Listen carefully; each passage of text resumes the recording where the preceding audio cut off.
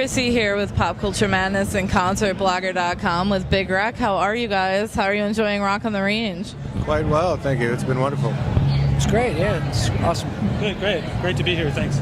Well, your set was absolutely blazing this morning. It was fantastic. The crowd seemed to be really, really into it. So, yeah, no, definitely. So, do you prefer playing like larger festival environments like this or smaller club shows? Honestly, I love them both. As long as the vibe's right, I love them both.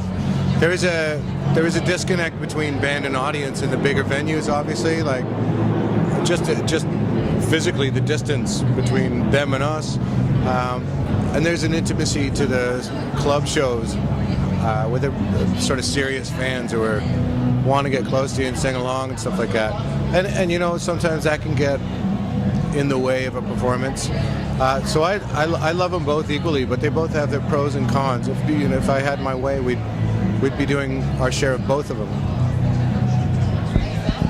I agree totally. There's a lot of really cool things about things like theaters, places like theaters where you get to really buckle down and really focus on the music, and the fans really tune into the little details.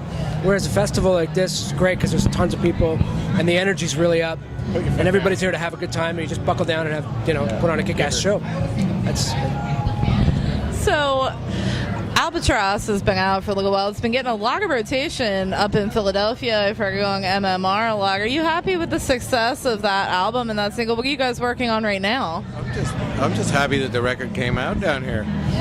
I'm very pleased with a lot of the old diehard fans have stayed true and come out, and we've done some shows in the States, smaller club shows, and they're a joy to play because these fans know and love everything you do, and it's a long trip for us, which gets expensive. So the sort of the finances and the way that you tour nowadays, it gets very difficult for us to come down and do it. So just the fact that it's out down here and that people are reacting to it at all is great.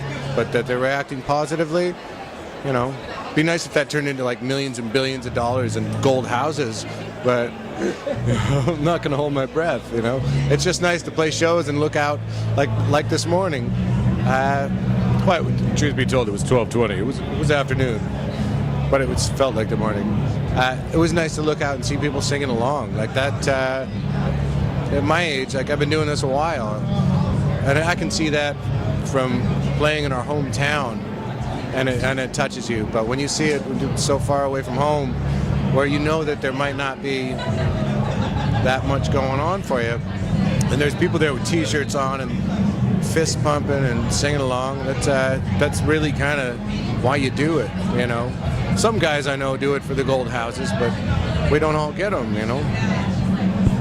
I'm always kind of curious. You guys have been within the industry for quite some time now, and you kind of see the way fans, it's almost a different way that they watch shows now, like through cell phone screens and things like that. How do you feel about that? Like, what is it like from your side looking out onto that? Is this a loaded question? Like, have you done any? Okay.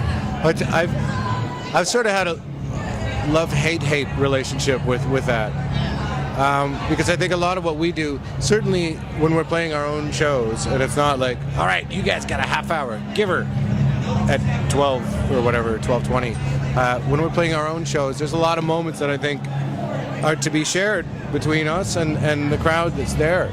And they're delicate moments, they're fragile, and they're beautiful. To me, I take it seriously. And when I look out and there's some dude with it can be a bit jarring. It can be a vibe kill, and all of a sudden you're not thinking about whatever was going on, where you weren't thinking at all. All of a sudden you're thinking. You're like, oh my God, what kind of face was I making while I was playing? Or, you know what I mean?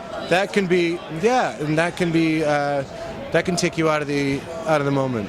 And I think us being in the moment is the most important thing.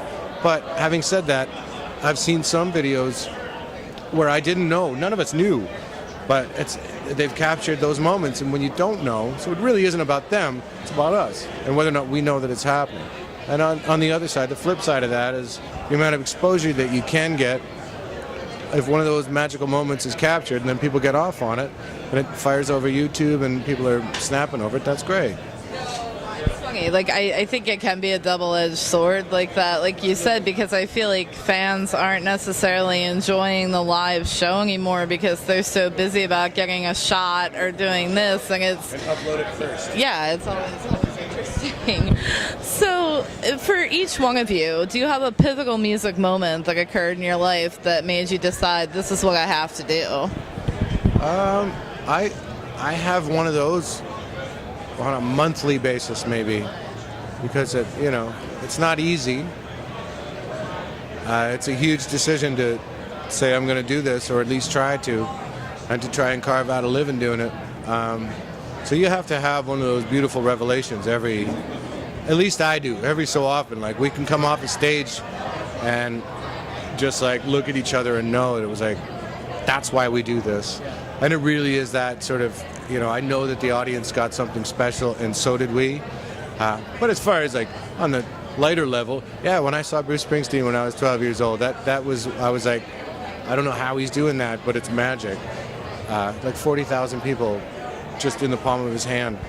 I'll never even try to do what he does, but that was just a glimpse into what's possible, bringing people together on that kind of level with music. I've always loved music, but performing it live and having the nuts to get up there and just bury your heart and soul in front of complete strangers, I think is always something to strive for, and always healthy when you do. I'll back that up for sure. I think it's one of those things that we all love, but if you don't have that reaffirmation every so often, if you go into it thinking one day that this is what I'm going to do and that's it, you're not prepared for what's about to come, because there's a lot of times where you have to really realize that this is really what you wanted to do, to face the challenges that come up, because it's a challenging industry. I just kind of grew up with it. I mean, music was in my house. My whole family, everyone played. It was always my mom played piano. We all grew up playing wind instruments in school and so on and so forth. It was just something I just always followed. It was just part of my life. So you guys are currently out on the road with Motley Crue. How did that come about? We actually just finished with them. Honestly, I just got a phone call. Would you be interested? And it was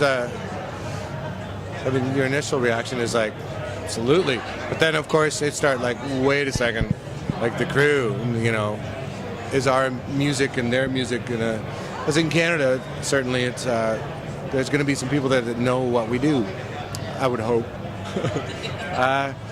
But it was, there was initially I was like, it's just a phone call, and I think it was just at that point it was just a possibility of like, would you be into it if it came up? And I was like, I blew in a couple calls to these boys, and they were like, you know what? Yeah, it's still rock and roll, right? It might be vanilla and chocolate, but it's still ice cream. And we had a great time. The band and what they're doing is great, and they're great at what they do. And Nicky in particular was very gracious and very cool guy to hang out with and chat with. So. Great show. And it's a great Motley Crue show. It's a great show. Yeah. It is. He's got a roller coaster. He's got a Tommy coaster. Give me a break. Watching that drum thing every day. How can you not want to see that? So what is on the immediate horizon for you guys after Rock on the Range here? We have Rocklahoma next weekend. It's pretty much Weekend Warrior, fly in, fly out festival stuff for the rest of the summer, which is great to be invited and to go play shows and stuff, but harder to get into a rhythm. We're the kind of band that likes to get into a night after night kind of rhythm, and the set starts to morph and songs start to grow and do this, and it's harder to do that, but fly in, wham bam, okay. So there's a lot of that for the summer. And then the fall, we've been talking about, we're still sort of holding our breath for another tour. I don't know, maybe I'll go talk to Seven Dust about it. We'll do something. Great. Well, I want to thank you guys so much for taking a few minutes to speak with me. I appreciate it, and enjoy the rest of Rock on the Range. We'll definitely keep an eye out for you guys at the rest of the festivals and hopefully in the fall.